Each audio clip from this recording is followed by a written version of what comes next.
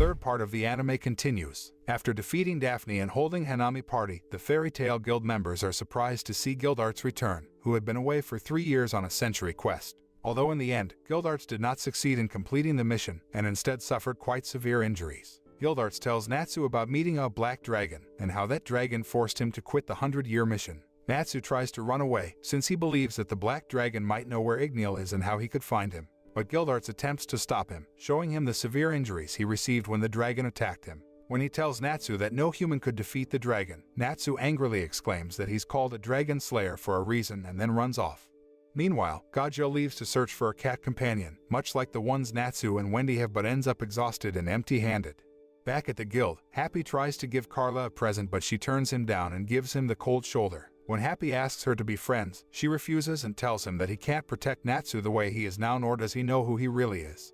Shortly afterward, it starts raining and Wendy tries to find Carla, who just left after nagging Happy. After finally meeting Carla, Wendy advises Carla to be nice to Happy, who always cares about Carla. In the middle of their conversation, the two are greeted by Mr. Gun, who takes off his mask and reveals who he really is. At first, they mistake him for Jello, who should have been arrested, but then he mentions that he only took the name of Jello since he didn't know a thing about this world, and this makes Wendy realize that this was the Jello she met 7 years ago. Before they can receive an answer, Mr. Gun tells them to leave Magnolia since he can't stop Anima anymore, and tells them that Fairy Tail and all of the town will disappear. However, Wendy refuses to abandon her friends and tries to run back to warn everyone.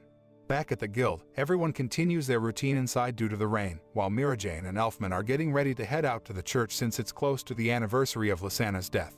Wendy, still trying to run back to the guild, notices a hole opening in the sky. She manages to make it to the guild but is too late, and the whole town gets sucked up along with the guild. Just as she is about to lose hope, Natsu suddenly bursts out from the wreckage. Carla then flies to where they are with Happy and tells Wendy and Natsu that their Dragon Slayer magic had saved them, so the anima couldn't suck them in. Carla starts talking about a burden she has been carrying ever since she was born in the Earthland realm. Carla reveals that she and Happy are from a different world, and that the phenomenon that just occurred was because of a problem that their homeland, Adolas, is experiencing. The magic of Adolas is starting to disappear, so they created the anima to transfer magic from the Earthland realm to Adolas. She reveals that Happy and her were sent by the Queen to carry some sort of mission, but Happy forgot about it and she chose to abandon it, still feeling burdened.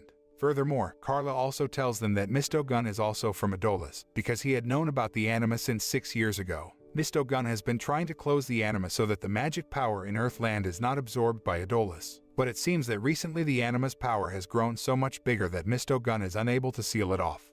Despite the dangers they may face, Natsu and Wendy are still determined to go save everyone, and Carla, reluctant at first, decides to follow them after making a few conditions, which includes killing her and Happy if they do anything that could betray them. After making their decision, Happy and Carla use their wings to fly through the remains of Anima and head straight through to Adolas to save everyone. Flying through the Anima, everyone arrives at Adolas, amazed that such a world exists. Shortly after, Happy and Carla's wings disappear and they fall onto a giant plant. Arriving in Adolas, Carla warns Natsu and Wendy that the magic power in Adolas is limited, so they can't use magic power without certain tools. After making disguises from tree branches and leaves they found along the way, they finally met a local resident who's fishing. Natsu was about to ask the man about something, but after seeing Natsu's hideous disguise, he ran away in fear. Afterward, Natsu and his companions meet two locals who look scared when they see Happy and Carla and call them the Exceed. While trying to chase the two men, Natsu and Wendy accidentally fall into a giant plant which then throw them into a storage building. After finding some disguises, Natsu spots a Fairy Tail guild mark outside the window and runs towards it. Arriving at the place, Natsu and Wendy see their fellow guild members in good condition. However, Natsu immediately notices that their appearance and personalities are quite the opposite of usual, and everyone's behavior there disturbs them. Shortly after, a girl who looks a lot like Lucy spots them and confuses Natsu for their friend who has been gone for days without giving any news, to the point of worrying her. Soon, Carla realizes that the people here are not their friends, but they are the inhabitants of Adolas who are very similar to the Fairy Tail Guild members in terms of physical appearance. This can be proven because Lucy in Adolas, named Lucy Ashley, has different personality from the Lucy they know in Earthland. Likewise with Gray, Elfman, Kana, and Levy, whose personalities are much different from their counterpart in Earthland. However, what surprised Natsu and Happy even more is Lysana's presence in Adolas, even though she had long since died in Earthland. Natsu and Happy look so happy to see Lysana and want to hug her. But Lucy Adolas, who will be called Ashley, is immediately blocked them and doesn't hesitate to beat Natsu. Soon after, they meet Wendy's counterpart in Adolas who look more mature than Earthland Wendy. Realizing that their friends must be at the royal city, they prepare to leave. But then, someone bursts in and tells them that the fairy hunter and the royal army has located them. Upon hearing that, Ashley immediately orders everyone to stay inside Fairy Tail's headquarters, while Levi Adolas tries to activate a machine with magic power that can move them to another location. Shortly after the royal army arrives, Fairy Tail manages to teleport away to another location. There, Natsu, Wendy, Happy and Carla learn that magic is outlawed, and Fairy Tail is being treated as a dark guild, and it is revealed that the fairy hunter is none other than Erza Nightwalker. Natsu and his companions are shocked because in Adolas, Erza turns out to be an enemy who wants to destroy the Fairy Tail Guild. Clearing up the misunderstanding, Natsu reveals that they are from Earthland, and that they are setting out to save their friends, with the guild members refusing to assist in such a dangerous mission. They tell Natsu that the king of Adolas has disbanded the entire wizarding guilds in order to keep the magic power for himself, and only the Fairy Tail Guild, which is now considered a dark guild. Not only keeping magic power for himself, the king of Adolas also limits the use of magic power among the residents, so that there is no rebellion that can overthrow his reign. However, Natsu still insists on going to the capital city to save his friends. The scene then switches and shows the giant lacrima floating above the royal palace of Adolas. The lacrima is the embodiment of the magic power of the Fairy Tail Guild members and all the citizens of Magnolia who are sucked into the anima. Meanwhile, Erza is seen heading to somewhere accompanied by her two comrades, Hughes and Sugarboy, who are both commanders of the royal army. Not long after, an old man named Byro appeared and approached them. Byro is the chief staff of royal army and also their superior, while the one behind him is Panther Lily, and Exceed, who also the commander of the royal army. Meanwhile, in the throne room, a girl named Coco, who is Byro's assistant, is reporting to the king of Adolas, Faust, that she has succeeded in gathering magic power from the residents of Magnolia and turning it into lacrima. However, Faust doesn't seem too happy about it, because the magic power has not been able to make Adolas the strongest kingdom. At the same time, Natsu and his companions who are heading to Capital City bump into a giant frog and try to fight it, but they realize that none of them can use their magic in Adolas. Luckily, they are saved by Ashley, who decides to give them directions and help them a little. At the same time, Gajil, who apparently survived because he has Dragon Slayer magic, arrives in Laon and tries to find information about his friends and also the giant lacrima in the palace. However, the residents ignore him, and Gajil almost gets into a fight with the thugs who try to intimidate him. Through these thugs, Gajil received information about his Adolas counterpart, who turned out to be a freelance journalist who always criticized the government. Therefore, Gajil Adolas is hated by the residents, so they ignore Gajil, whose face is similar to his Adolas counterpart. Upon hearing that, Gajil tries to find his Adolas counterpart, hopes to get information from him. Meanwhile, arriving in Laon, Ashley takes Natsu and his companions to a black market to buy magic items that they can use to fight. Shortly after they purchase the items, the royal army locates them and Natsu instantly tries his new weapon, which produces a giant blade made from flames. His effort is made useless thanks to the shields that the army uses, and for overusing his already limited weapon in one use. Just then, Wendy accidentally uses her magic item, which summons a giant twister and sends the army flying some distance, which allows them to escape from the army. While hiding out in a building, they hear the army making a rattle and are surprised to see Earthland Lucy with them. They immediately rush to help her, but are surprised that Lucy can use her own celestial spirit magic, managing to summon Scorpio and Ares to fight the army. While hiding out in a forest, they learn that Lucy used Horologem to hide out against the anima and that Misto Gun is the one who sent her to Adolas. Earthland Lucy then boasts about currently being the current strongest fairy tale mage, as she is the only one who has her magic with her, and the group then formulates a plan, with Ashley realizing that they may be able to change things in Adolas. While hiding out at Sika City, Ashley decides to abandon them and head back to the guild so she can persuade the other guild members to help them. The next morning, while wandering around, they spot an airship belonging to the royal army and decide to hijack it so they can make it to the royal city faster. However, when Lucy tries to summon Loki, Virgo appears instead and their plan hits a major problem. However, they are saved by none other than Natsu's counterpart, Natsu Dragon. When they stop, they are surprised to learn that Adola's Natsu has driven them all the way to the royal city, as well as his split personality of a confident driver to a shy boy who is afraid of Ashley when he's out of a vehicle. When Dragon leaves and the group enters the city, they are surprised to see that magic isn't outlawed in this town and are shocked when they see a giant lacrima. They learn that the people at the royal city claim it to be given to them by a god. Upon learning that, the fairy tale mages, especially Natsu, are outraged by the king's arrogant nature and greed, with Lucy trying to calm him down. Knowing that their friends are trapped inside the lacrima crystal, the mages try to find a way to release them and realize that the king might know a way to undo the spell. On the other side, while in a pub in the royal city, Gajil overhears some townspeople talking about the extraction of magic power from a giant lacrima by the kingdom, which would be completed in 2 days' time. He approaches the group the same time as the man beside him, a man with dark blue suit and matching hat, does. The two both try to inquire about the lacrima extraction, but suddenly stop after seeing each other's face, a face which is similar to their own. Gajil later learns that his lookalike is his Adola's counterpart. He also learns that, although their worlds may be different, their personalities are quite similar. After devising a plan to save Earthland Gajil's guild from being converted to magic power, the two go separate ways, with Adola's Gajil using his connections in Adola's to their advantage.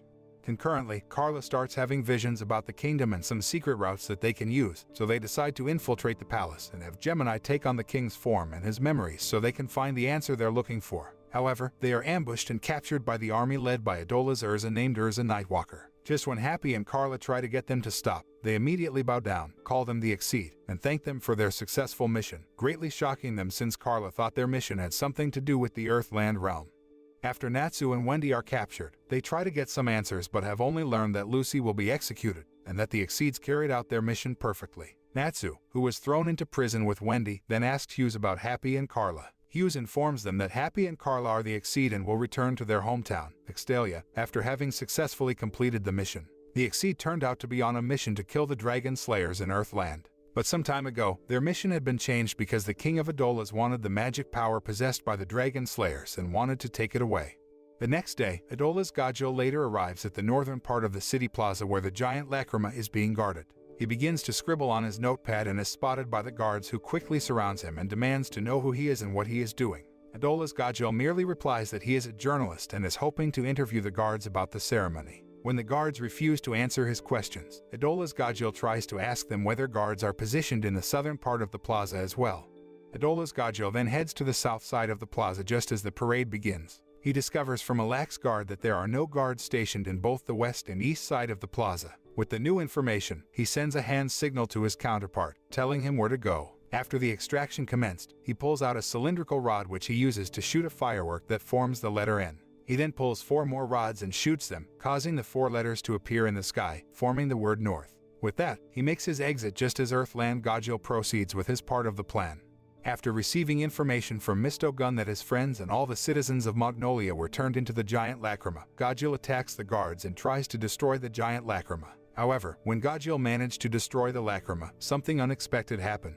In the meantime, Happy and Carla wake up in a room to meet up with another Exceed, Natty and Nishia, who congratulate them too. Shortly after, they learn that originally Queen Shagat was supposed to send them to Earthland when they were still in their eggs, ordered them to kill the Dragon Slayers, but then the Queen decided to change their mission at the last minute to capturing the Dragon Slayers. But they had no way to reach them and tell them about the change, so when Carla and Happy brought Natsu and Wendy to Adola's, they unintentionally carried out their mission. Carla then breaks down because she thought for sure that she was abandoning the mission by helping them rescue their friends, but instead led them to a trap and failed to protect Wendy. However, Happy stands up for Carla by saying that they aren't Adola's puppets, but mages of Fairy Tail. They decide to escape and try to save their friends on their own, being labeled as the Fallen in the process. After a short chase through the town, they hide in a wagon, but it rolls down the hill with them on board. When they wake up, they find themselves in a field and then locate a giant lacrima, even bigger than the one they saw before, and realize their location as well as where their friends are being held. Shortly after, a farmer named Lucky shows up and helps them by hiding them from the army and in his house. There, Lucky and his wife, Marl, treat Happy and Carla with hospitality, and they learn that the reason they saved them is because they were banished from the kingdom. Marl explains that she and her husband had been exiled from the kingdom for opposing the plan of sending 100 eggs to Earthland to exterminate the Dragon Slayers. She then expresses her warm sense of parenting and helps Carla to rediscover her heart and courage. Even though Lucky and his wife allow Happy and Carla to live with them, Happy still decides to rescue their friends and tries to think of the next course of action, with Carla still feeling guilty. However, Marl's words manage to get to Carla, and she regains her senses, deciding to head out along with Happy towards the royal capital and save their friends. They jump off the edge of Extalia and then realize that the reason they couldn't fly before was because their minds were troubled. But now there is nothing to worry about and their wings sprout again. As they are leaving, Lucky and his wife comment on Happy's growth and reveal that they are actually his parents and that they are proud of what he has become. Back at the royal capital, the army captain and Faust learn that the humans of Earthland can store magic inside their bodies just like the Exceeds. Faust informs his subordinates that Queen Shagat ordered that Lucy was to be executed. Hughes thinks that it's a waste, but Byro informs him that, with their current abilities, they are still unable to extract magic power from human, but are capable of extracting from dragon slayers since they are not really humans. Byro then informs the group that if they manage to extract the power of the dragon slayers, they will gain near infinite amount of magic power. Hearing this, Hughes and Coco cheer while Faust orders Byro to start with the extraction of both the dragon slayers and the giant lacrima. With that, the captains, except for Panther Lily, leaves. Panther Lily tries to talk to Faust regarding the recent bolstering of military armaments, but realizes his place and just leaves instead. As Panther Lily leaves, Faust stares at him with anger in his eyes. Meanwhile, Lucy recalls the dialogue between the Exceed Queen and the humans. Erza Nightwalker walks in and is mistaken for Erza Scarlet, with Lucy trying to ask for help, but she just drags her out of the cell, intending to push her from the palace and kill her. Lucy learns that this Erza is an enemy who enjoys hunting fairy tale mages. Just as Lucy gets pushed off, Happy and Carla arrive just in time to catch her. Later, Carla tries to get some info as to where Natsu and Wendy are by pretending to be Queen Shagot's daughter. Carla manages to find out their location but fails to save them, as the army is informed that she and Happy are the fallen. As they try to retreat, Captain Nishia and an army of Exceed arrive and try to seize them, with them realizing that the Exceed have them cornered both from the air and the ground. Just then, the king notices the army of Exceed arrive and decides to initiate Code ETD, which results in the Exceed getting turned into a giant lacrima crystal and causing the royal army to panic, unsure whether they did the right thing or not. Faust reassures his soldiers, telling them that there are no angels and that they are only people. With this, he declares war on Extalia. Coco begins to panic with what they've done, thinking that the queen will attack them and that the Exceed's forces are exceedingly greater than theirs. Faust reassures her, saying that it is the reason that they have the dragon slayers. Concurrently, Code ETD gives Happy and Carla an opportunity to escape and get inside the tower where Natsu and Wendy are. As they run down the stairs to where they are attacked by Erza Nightwalker and her army and realize that the army is already draining the magic out of their friends, which could kill them. Despite Carla demanding them to return Wendy, Erza ignores her and prepares to kill her, but Happy defends her and tells her to kill him first. Just as she is about to do so, an explosion occurs behind the army and Erza Scarlet with Grey Fullbuster appear to join the battle, being able to use their magic.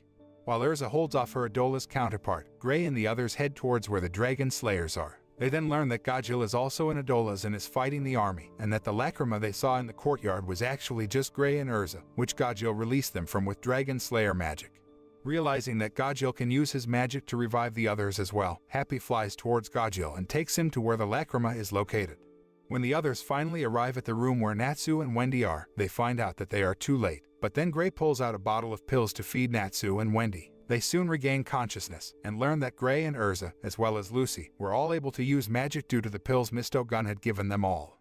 The moment Natsu wakes up, he charges out of the room and Wendy informs the others that the army plans to use Dragon Slayer magic to smash the giant lacrima into Extalia and create eternal magic. Team Natsu then decides to find the king and stop him, while Wendy and Carla head to Extalia to try and warn everyone. Meanwhile, Happy manages to locate Gajil and flies him to the lacrima. But just as he is about to smash the crystal, Panther Lily arrives using his wings and carrying a giant sword to stop him. As Natsu and his gang continue searching, they come across an amusement park, with Sugarboy and Hughes waiting to engage them in battle. Grey fights against Sugarboy while Natsu fights against Hughes, but despite being able to use their magic, they still find themselves having a hard time against their enemies' magic items. Natsu soon gets taken out because Hughes can control everything in the park, and puts him on a magical roller coaster which results in the former's motion sickness. Grey gets stuck in the ground but manages to escape and tries to attack Sugarboy, but his attacks all turn into water due to Sugarboy's magical item which softens his attacks. At the same time, Lucy manages to release Natsu from the roller coaster and they land in a lake. Hughes then explains that sacrifices need to be made if Adola's is to have eternal magic. Enraged, Lucy summons Aquarius but soon learns that Aquarius is unable to control the water thanks to Hughes and they get washed into a haunted house.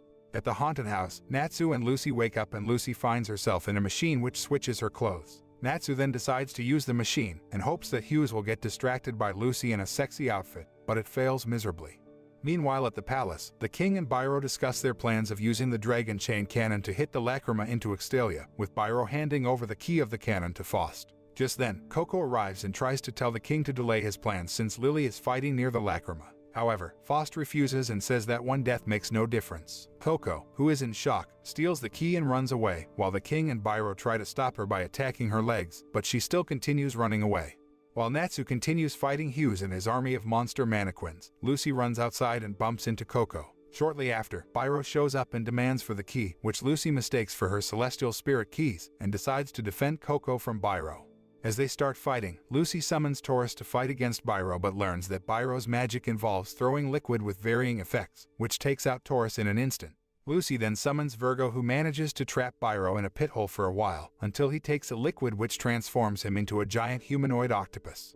Upon learning that Lucy is using a lot of magic to summon the zodiac spirits, Virgo decides to give her a celestial whip to aid her in her battle against Byro. Lucy uses the whip to tie up Byro's tentacle and sends him crashing into a wall, just as Natsu manages to punch Hughes through the wall on the opposite side, knocking them both out. Realizing that Natsu and Lucy are trustworthy, Coco decides to hand them the key and ask them to stop the king's plan. But before they grab the key, Sugar Boy arrives and snatches it away.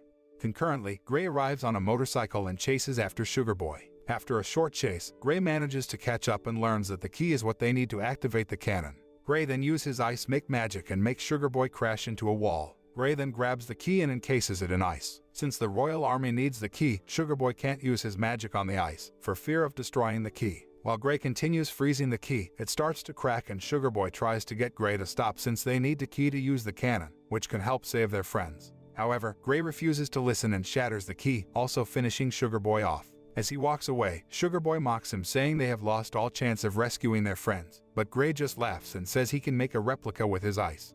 In the meantime, while Godzilla is fighting fiercely against Panther Lily, Wendy and Carla manage to reach Extalia and try to warn the residents about Faust's plans to destroy Extalia. However, the Exceeds don't believe their words and feel confident that their queen would protect them because the Exceed was much stronger than the human race. Back to Adola's, when Natsu catches up with Gray, he is a little surprised to see the key destroyed, but then learns that Gray can create a replica and that they can use it to turn everyone back to normal.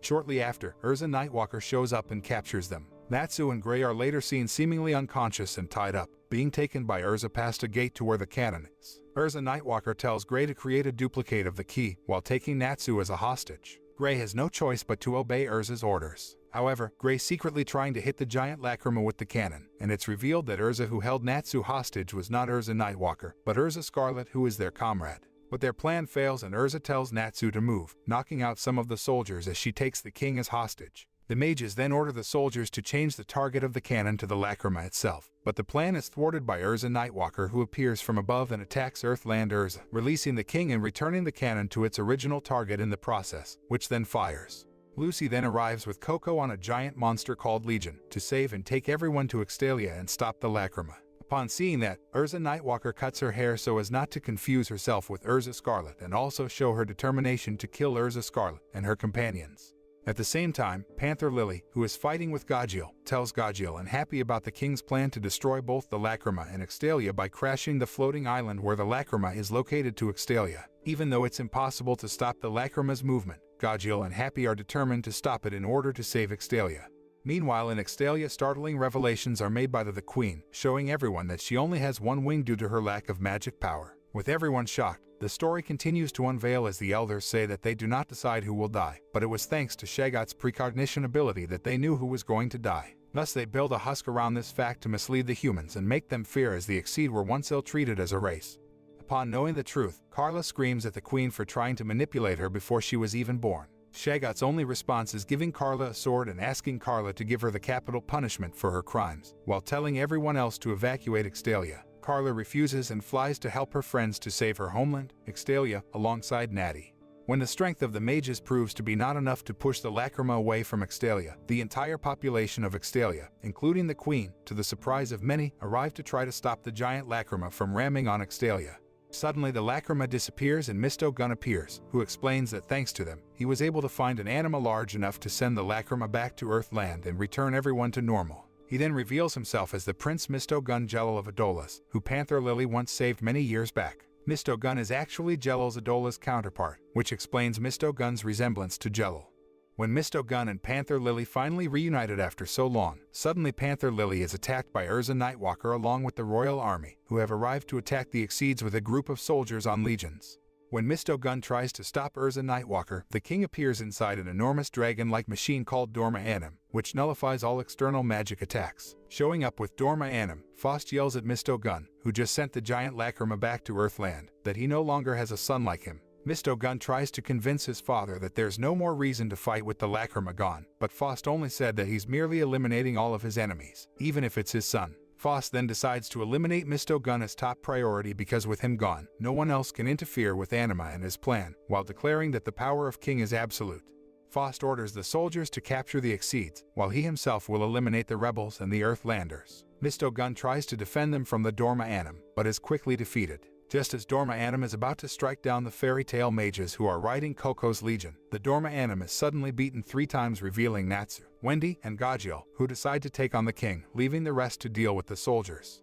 As the battle continues, Wendy casts supportive spells on Natsu and Gajiel while they fight with the Dorma Anim, making them faster and stronger. Faust then fires some tracking missiles after Wendy, but Natsu intercepts and destroys them. When the king is about to shoot again, Gajiel hits the missiles before it can launch, but gets hit off by the tail of the Dorma. A group of missiles is fired again, but these ones explode before Natsu can hit them. Faust gets surprised when Natsu eats the fire of the explosions while Gajiel starts eating the tail of the Dorma. Suddenly, the Dorma changes color and Faust states that he is going to drain all their fighting spirits with Dorma Anim, Black Sky. The new form of the Dorma Anim grants it a huge increase in power, turning the fight in the king's favor. Trying to gain the upper hand, all 3 of them attack at once with their respective roars, but it has almost no effect. Natsu, Gajiel, and Wendy are getting overpowered by the Black Dorma Anim that, according to Faust, multiplies the power of the original Dorma Anim. Faust then attacks with an unnamed spell, causing multiple pillars of energy to erupt from the ground. Natsu is angered by the king, saying that everyone else is suffering from the lack of magic power while he has such an enormous amount of it. Faust replies, saying that as a king, it is only natural that he charge a national tax from the people. Faust tells the 3 that it is his responsibility to win for activating the magic power draining machine. Angered, Natsu promises to defeat him for everyone that lives in Adolis. However, the king proclaims victory, saying that although they have infinite magic, once it runs out it takes a while to recharge. Meanwhile, after surrendering the battle to Natsu, Wendy, and Gajiel, Mr. Gun reveals that he lost on purpose to save Panther Lily, and he recruits Panther Lily's help for their one last job. At the same time, Lucy and the others are having a tough time fighting the royal army, but are assisted by Adolis fairy tale members that arrive and battle against the army. Lucy Ashley has succeeded in convincing her guild members to fight with the Earthland fairy tale who not only wants to save their friend, but also wants to protect everyone in Adolis. When Adolis and Earthland fairy tale continue to battle with the royal army, the fight between the 2 Erzas continues as they show off the monstrous power of their blades and armors. Finally, the 2 women exchange their final blow with the 2 of them collapsing due to lack of magic power. Then Erza Scarlet lectures Nightwalker about the importance of love and friendship over magic, telling her that she will still be alive without any magic like now and that life itself is strength, overwhelming Nightwalker as tears roll down her cheeks. Adolis Erza has now finally understand the very meaning of living and loving and thus surrenders. Back to Mr. Gun, after reaching the room where Anima is produced, he reveals his plan to open a reverse Anima in order to send all of the magic in Adolis to Earthland, leaving Panther Lily shocked. In the Anima control room, Mr. Gun carries out his plan, leaving the people of Adolis in distress. He tells Panther Lily that there has to be a villain and a hero and he will play the villain, ordering Panther Lily to kill him and become the hero and the king of the new world. Panther Lily refuses to kill him, arguing that Mr. Gun should become the king instead, telling him that if he destroys the world then he should take responsibility by leading it instead of dying. When Mr. Gun tells him that this solution won't quell the chaos, Panther Lily offers to be the villain instead, but Mr. Gun is adamant in his decision. As the fight against the king continues, the Dorma Anim is proved to be a formidable opponent and Gajiel suggests that they attack with their roars at the same time, saying that they have no other choices left. Natsu and Wendy agree and the 3 cast their roars. The 3 attacks merge and causes an explosion. Gajiel thinks that they've won but the group sees the Dorma Anim in the air. Upon seeing that, Wendy begins to lose her hopes but Natsu tries to tell her and Gajiel to attack once more. Faust then attacks the group with a Dragon Rider's spreader cannon, and it causes a huge explosion and injures the 3 Dragon Slayers. Natsu, Wendy, and Gajiel are slowly running out of magic power and are being overwhelmed by the Dorma Anim. Meanwhile, noticing that his opponents are already out of magic power, Faust prepares to capture them. Wendy and Gajiel begin to lose their hopes but Natsu stands up, telling his comrades not to give up. Natsu then challenges Faust who uses the Dorma Anim to stomp on him. Natsu is able to hold it his own and throw the Dorma Anim's feet off, telling Faust do not underestimate Dragon Slayers. Faust attacks Natsu again just as Gajiel stands up and pins the Dorma Anim to the ground.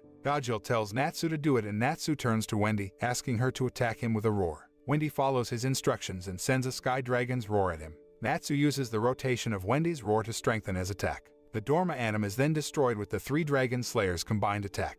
Afterward, Faust is sent outside of the Dorma Anim and begins to regret wanting to covet the 3 dragon slayers' magic, as he sees them as dragons. Faust falls unconscious after seeing his opponent's strength.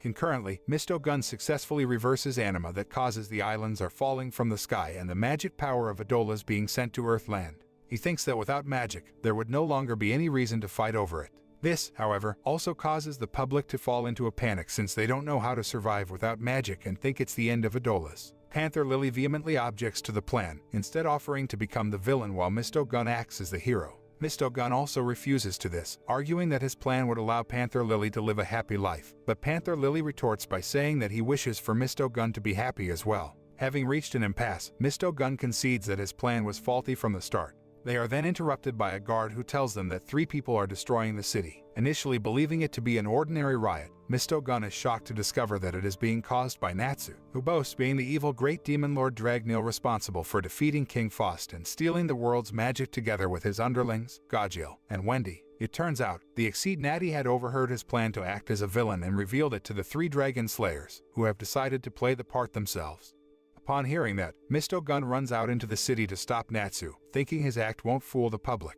Misto Gun then shows up, saying that there's no reason to fight anymore with the king defeated, but Natsu doesn't listen and revealed Misto Gun's lineage towards the masses, revealing him as the long-missing Prince Jello to the public. The great demon lord then taunts Misto Gun to fight him if he doesn't want Natsu to destroy the whole city. Natty reveals to the prince that after finding out about Misto Gun and Panther Lily's argument, Natsu and his comrades decided to become the villain and take the fall. Since the anima is taking away the magic from Misto Gun's magic items, he and Natsu resort to hand-to-hand combat. Knowing that Misto Gun doesn't intend to return to Fairy Tail after this, Natsu reveals that their fight also serves as his personal farewell ceremony for him. After Natsu and Misto Gun recite the 3 rules of leaving the guild together, the 2 land their final blows against one another. Natsu falls in defeat, and the entire city erupts into a celebratory cheer to praise Misto Gun for his victory. At that moment, the reversed anima portal transports Natsu, his friends, and the entire Exceed race to Earthland together with the world's magic power. Before leaving, Gray lifts up the spirits of the Adolas Fairy Tail Guild by saying that what makes a guild is not magic power, but the allies who support one another. Then, as the anima starts absorbing the dragon slayers, they pretend to be suffering to further enhance their act and make Misto Gun a hero. When they are far enough to not be seen by the people of Adolas, they smile and say goodbye to Misto Gun one last time. Misto Gun bids farewell to Panther Lily and the members of Fairy Tail, then turns to the people of Adolas, declaring himself to the cheering city as their new king and tells his people that he will lead this world and that they will continue living, even without magic power.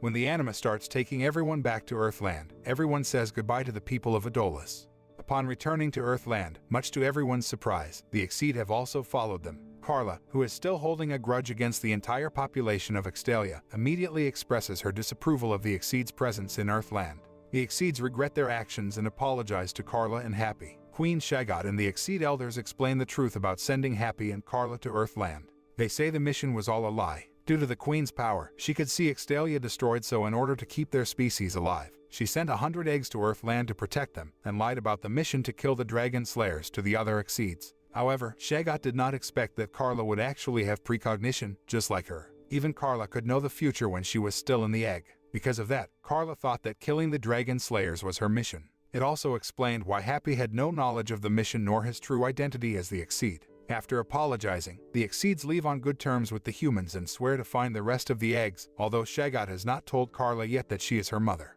After that, Gajiel wonders what happened to Panther Lily, who later appears in a small form similar to Happy and Carla's, requesting that he joins the guild that the prince once stayed at. Gajiel then happily hugs his own cat.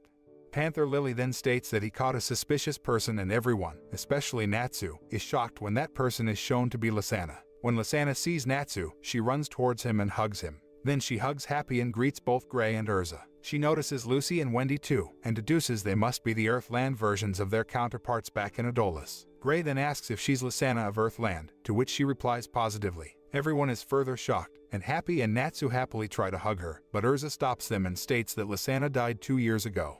Lysana then explains the truth to everyone about how Anima absorbed her when Mira Jane tried to heal her, and that after waking up in Adolas she found Adolas Fairy Tail. There, everyone mistook her for her Adolas counterpart who was said to have died after falling from a high place, and Adolas Elfman and Mira Jane were overjoyed to see their sister alive again. Lysana explains she would have felt bad if she told them she wasn't actually the sister they knew, so she just pretended all that time.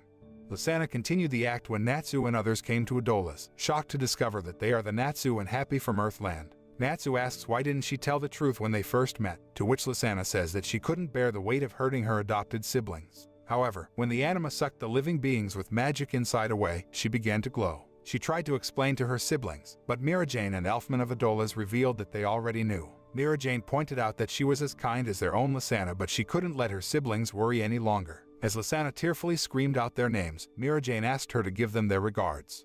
Meanwhile at Cardiac Cathedral, Mirajane and Elfman are about to leave. Suddenly, they are surprised to hear the voice of a girl they knew. Turning around, their eyes widen as Lysana approaches, and all of them cry as they hug each other for the first time in 2 years while Natsu and the group happily watch as the Strauss siblings reunite. Back to Adola's. After being crowned the new king of Adola's, Misto Gun delivers punishment upon Faust and the former captains of the royal army. He banishes his father from the royal city, while he sentences Nightwalker, Hughes, Sugarboy, and Byro to help reconstruct the city with the townspeople.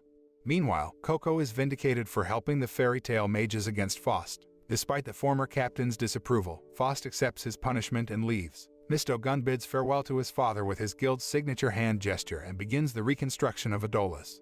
With the whole Adola's ordeal finally over, Lysana returns to the guild with her friends and siblings, where the other members greet her warmly and happily. They even begin a celebration for such a miraculous event. This celebration, however, quickly turns into a brawl when Gajil tries to get the Exceeds to fight one another, but accidentally starts one between the members instead. At the newly established Magic Council, the new members voice their complaints about the recent issues regarding Fairy Tail. Despite Org's arguments being in their favor, the new head of the council, Grand Deme, announces that they will forcefully disband Fairy Tail if they cause trouble once more. Elsewhere, within a forested area, a mysterious young man with black hair is attacked by wolves. Despite him pleading for them to leave him be, they persist in attacking him. However, his power is unwillingly activated, and he ends up taking the lives of the wolves, as well as the floral life around him. He mutters sadly that he wishes to meet Natsu soon. A few days later, Lucy is surprised by Kana's appearance at her house, where Kana reveals that she wants to resign from the Fairy Tail Guild. Because Kana looked sad when she said that, Lucy goes to Mirajane the next day and tells her about Kana. However, Mirajane tells Lucy not to think too much about Kana's words because Kana often acts like that. At the same time, the guild grows excited at the announcement of the annual S-Class Mage promotion trial. Makarov states the venue is Tenru Island, Fairy Tail's holy ground, and the 8 participants are Natsu Dragneel, Grey Fullbuster, Juvia Loxer, Elfman Strauss, Kana Alberona, Free Justine, Levi McGarden, and Mess Grider. Makarov continues to explain that only one of those 8 will become an S-Class Mage, and that each participant needs to have a partner that isn't an S-Class Mage. In addition, the S-Class Mages such as Erza, Mirajane, and Guildarts will participate as examiners, and the participants must be able to defeat them as one of the conditions in order to become the S-Class Mage in Fairy Tail. Concurrently, Carla sees a vision of Natsu and Kana crying, a lifeless hand on the ground, and the face of the young man in the woods. Later, the participants start looking for their respective partners. It is certain that Natsu would partner with Happy, and surprisingly, Gray choose Loki as his partner because they had promised last year. Juvia initially wants to resign because she wants to partner with Gray, but Lysana then approaches her and says that she wants to be Juvia's partner. On the other hand, Freed decides to partner with Bixlow, while Elfman couldn't help but partner with Evergreen, who glares at him. Meanwhile, Levi, who is still confused about choosing a partner, is approached by Gajil, who seems eager to make Levi an S-Class Mage. That night, Carla tells Wendy that she had a bad feeling about the S-Class Mage promotion trial on Tenru Island. When Carla wants to tell Wendy about her vision, one of the S-Class examinees, a young man named Mess Grider, approaches Wendy and asks her to be his partner, which she accepts. Meanwhile, Lucy is walking home, finding Kana, who is drunk and lying in an alley. Lucy takes Kana to her house, where Kana then expresses her desire to resign from the Fairy Tail Guild if she fails to become an S-Class Mage this year. Kana turned out to have participated in the S-Class Mage promotion trial 4 times and always failed. Kana reveals to Lucy about her reason with tears in her eyes. After listening to Kana's story, Lucy is determined to help Kana and become her partner so that Kana can achieve the title of S-Class Mage this year. 1 week later, the contestants go to Harjan Port and board a ship. All the contestants and their partners make their way to the first stage of the exam on the ship. After the explanation of the rules, the trial commences and the contestants race to get off the boat, with each pair trying to get ahead of the rest to reach Tenru Island. The participants are required to choose one of 8 paths to get to the center of the island. Of the 8 paths, only one path can be passed safely, while the other paths will be guarded by Guildarts, Mirajane, and Erza, and the participants must defeat them to pass the path. Meanwhile, the remaining 4 paths will pit the 2 teams and they will have to defeat each other in order to advance to the next round. Lucy and Kana are the last to arrive on the island and head through Path C to encounter Freed and Bixlow. Knowing that women are Freed's weakness, Kana uses her magic power to bring out sexy women from her cards to distract Freed, so he can't use his magic power. At the same time, Lucy summons Ares to help her defeat Bixlow after Aquarius refuses to help her. In the end, Lucy and Kana manage to defeat their opponents. When Lucy and Kana have left the place, it is revealed that Freed and Bixlow decided to lose on purpose since they owe Lucy and Kana during the Battle of Fairy Tail, where they had also fought with Lucy and Kana. Freed and Bixlow also believe that one day, Laxus will return to Fairy Tail. At the same time, Natsu and Happy choose Path E as Natsu believes that Erza would be there, but they encounter Gildarts instead. Meanwhile, Juvia and Lysana encounter Erza, Elfman and Evergreen meet Mirajane. When Juvia and Lysana seem so overwhelmed against Erza, Natsu is seen struggling to launch attacks at Gildarts, who only needs to use one hand to fend off Natsu's attack and strike back. In the middle of their fight, Gildarts remembers the past when the young Natsu challenged him to a fight. Gildarts, who was impressed by Natsu's fighting spirit, finally accepted Natsu's challenge and they fought on a beach. Although Gildarts could easily defeat Natsu, he praised Natsu for having a strong determination to become stronger than him. Back to the present, Gildarts then shows his great power to Natsu, which then makes Natsu fall to his knees and surrender to Gildarts. Natsu loses to Gildarts in battle, but Gildarts lets him pass when Natsu learns to accept defeat and fear. Gildarts tells Natsu that having great magic power is not a privilege, but admitting and accepting his own weaknesses can make him much stronger and kinder. Elsewhere, Gray and Loki square off against Wendy and Mest and easily defeat them, but they are having trouble remembering Mest's background and also his presence in Fairy Tail. Meanwhile, Mest finally wakes up after Gray and Loki knock him unconscious. Mest calms Wendy, who's crying because she felt she had failed to help Mest in the trial. Mest and Wendy then talk about the tomb of the first guild master of Fairy Tail, Mavis Vermilion, which is located on the island. Because they had failed the test, Mest and Wendy decide to explore the island, while Gildarts, Bixlow and Freed return to the guild. Concurrently, Panther, Lily and Carla are flying towards Tenru Island because of their suspicions regarding Mest, who claimed to be Misto Gun's disciple. Panther Lily thought that it was impossible for Misto Gun to make someone as his disciple, because Misto Gun always avoided direct contact with the guild members. In the meantime, Elfman and Evergreen must face Mirajane, who employs her signature spell, Satan's Soul. Elfman seems overwhelmed by his older sister, who could easily ward off his attacks. When Mirajane is about to knock Elfman down, suddenly Evergreen stands in front of her, trying to protect Elfman. Gray and Loki finally arrive at the gathering place of the passing contestants and meet Kana and Lucy, who arrive there first, followed by Levi and Gajil, who go through the safe route, as well as Natsu and Happy, who were let through by Gildarts. Soon after, Makarov arrives and tells them that Erza easily defeats Juvia and Lysana. They are surprised by the appearance of Elfman and Evergreen, who manage to defeat Mirajane by catching her off guard. Makarov then announces the beginning of the second exam with the task of finding the grave of Mavis Vermilion, the first master, within the time limit of 6 hours. The scene then switches and shows Erza, Juvia, Lysana and Mirajane resting at the camp.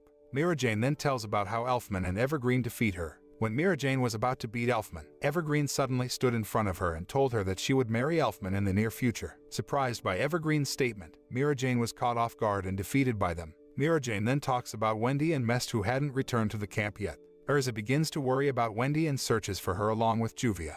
In an attempt to find Mavis' grave, Natsu and the others must confront the monsters that inhabit the island and try to kill them. After escaping the claws of a beast while grave searching, Elfman and Evergreen notice a young man with black hair is approaching them. The young man is none other than Zareth, who is said to have been the darkest, most evil mage in the history of the magic world, mastering the black arts and creating many demons. Zareth warns them to stay back, just as he loses control of his black magic, and stealing the lives of the flora around him. Natsu, just in the nick of time, saves his comrades. Zareth sheds tears of joy upon seeing Natsu, but Natsu, not recognizing him, demands to know who he is and punches him in the face, though Zareth is left unfazed by this. Suddenly, Zareth feels that yet another wave is about to be unleashed, and warns them to run. As the wave is unleashed, Natsu meets it head-on. He is still alive, though for some reason, his muffler has turned black. Since Zareth had fled after launching his attack, Natsu and the others decide to continue the test and try to ignore the presence of an intruder on Tenru Island. Elsewhere, Mest, who noticed the wave of energy, is both happy and excited due to the fact that Zareth is on the island. On an airship, Altair reports to Hades that they have located Zareth. 6 of the Grimoire Heart Guild's 7 kin of Purgatory gather and prepare to attack Tenru Island.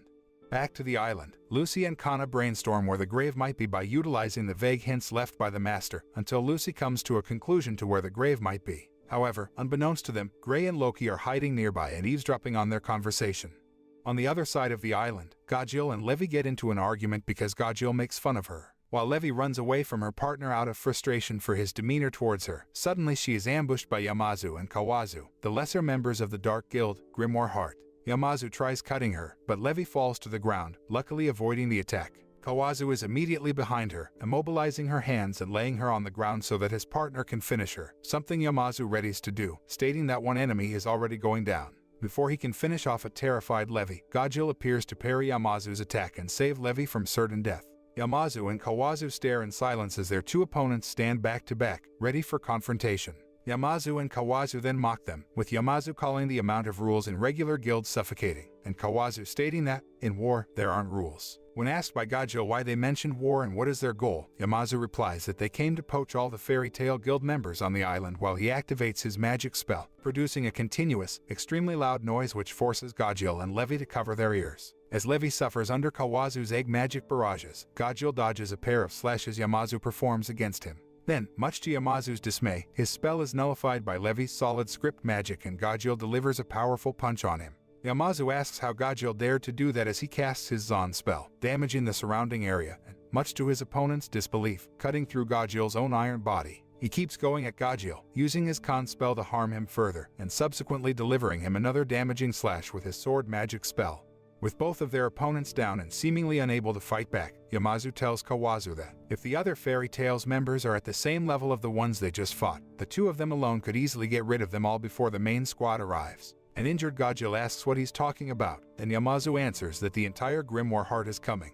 This prompts Gajil to spur Levi to run off, in order to warn the others about the danger they're in. Before Levi leaves, she helps Gajil replenish his energy by using her magic to form a word from iron.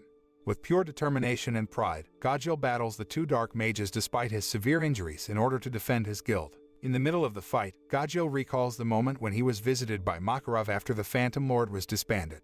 Makarov told him that Juvia had joined Fairy Tail and he hoped that Gajil would follow in her footsteps to join Fairy Tail. Although Makarov could not forgive Gajil for hurting his guild members, Makarov also did not want Gajil to lose his purpose in life and decided to invite Gajil to join Fairy Tail, so that Gajil could learn the meaning of solidarity and friendship. Touched by Makarov's kindness, Gajil decided to join Fairy Tail. As Kawazu bombards Gajil with his eggs, Yamazu slashes him several times, damaging him. Much to his surprise, Gajil grabs onto his blade, claiming that he wouldn't lose. As Yamazu comments on his power, Gajil cries out that he is a Fairy Tail mage, and breaking Yamazu's word by bending his stabbed arm and then attacking him with his Iron God sword, breaking through his armor and defeating him, before collapsing from his wounds and exhaustion. Just as Gajil defeats Kawazu and Yamazu, Levi returns alongside Erza and Juvia. Yamazu claims that for them it's over, as the Seven Kin of Purgatory, a group of dark mages he couldn't stand a chance against, are coming. He's then confronted by Erza, who asks him what their goal is. He defiantly says that he won't reveal anything, but rapidly changes his mind, being shown revealing Grimoire Heart's intentions. He states that Grimoire Heart is after Zareth, the dark mage from 400 years ago, who's still alive and is currently residing on Tenru Island. However, according to Hades, Zareth is in a slumbering state and his awakening will submerge the world in total darkness. When Erza angrily asks if they want to step foot on the holy land of the fairies and face them in battle, Yamazu warns her that Hades' army is coming, and goes on to list the Seven Kin of Purgatory, stating that one of them has already infiltrated the island, shocking Erza and Juvia. Comprehending the severity of the battle, Erza declares that the exam is now on hold, and launches a signal flare to let everyone know about the enemy attack. The red flare is seen by the contestants around the island. Kana attempts to ignore it, but Gray and Loki interrupt, as they were secretly following the two, saying that they need to focus on the enemy attack instead of the exams. Meanwhile, Carla and Panther Lily encounter Wendy and Mest and tell her to stay away from him. When confronted about his identity, Mest counters that he was a disciple of Misto Gun. Panther Lily knows it is a lie and confronts him about it. Mest, however, teleports in front of Wendy and moves her away from an impending blast. The perpetrator morphs from a tree and introduces himself as Azuma, a member of the Seven Kin. Mest reveals that he's Doranbolt, a member of the Magic Council and was searching for some evidence worthy to disband Fairy Tail. With both Grimoire Heart and Zareth, Mest imagines how big his promotion will be if he succeeds in finishing the job himself.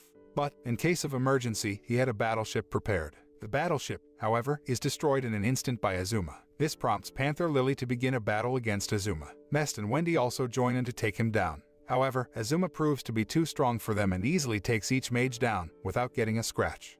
Meanwhile, Makarov, who is at Mavis' grave, sees the red flare and immediately apologizes in front of Mavis' grave for not noticing the enemy's presence sooner. Makarov also promises that he would protect all members of Fairy Tail and Tenru Island even if he had to sacrifice his own life. On the Grimoire Heart Guild's ship, Master Hades and his guild members notice a gigantic Makarov waiting for them and he attacks. Hades orders Carprico to take all the Grimoire Heart members to the island while he deals with Makarov himself. Makarov threatens to cast his fairy law, but to his surprise, Hades counters with Grimoire law. Makarov recognizes Hades as the second master of Fairy Tail, Precht. Makarov, shocked by Hades' true identity, is caught off guard and shot down to his original size. Due to his identity, Makarov does not attack him with his full power. However, Hades has other concerns and easily defeats Makarov with a magic blast, puncturing his body. After Makarov is defeated, all of the Fairy Tail members present battle with the lesser members of Grimoire Heart Guild. Although Erza and her comrades could easily defeat the lesser members of Grimoire Heart, but because there were too many of them, Erza and the others gradually became overwhelmed. Meanwhile, Natsu, who is very excited to fight his opponents, is surprised by the appearance of Zonkro, one of the seven kin of Purgatory, who walks over to Natsu and declares to take care of him.